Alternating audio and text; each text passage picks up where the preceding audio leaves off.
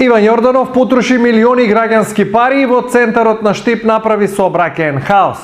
Од него никој не побара од улицата Ванчо Прке да направи шеталиште и да го намали бројот на паркинг места. Изнесоа денес на прес од СДСМ.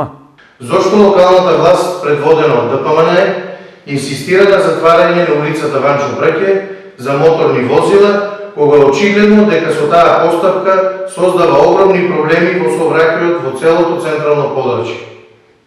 Зошто локалната власт, предводена од ДПМН, реализира проект со кој значително се намалува бројот на паркинг места онаму каде што се најпотребни. Зошто не се способни нити собствената идеја сагнат да ја реализираат, па се уште пешачката зона нема добиено технички прием.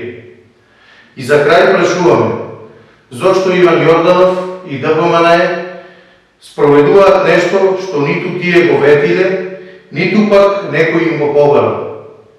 Зошто се трошат милиони од граѓанскиот буџет за промашени замисли од кои никој не ги гледа придобивките?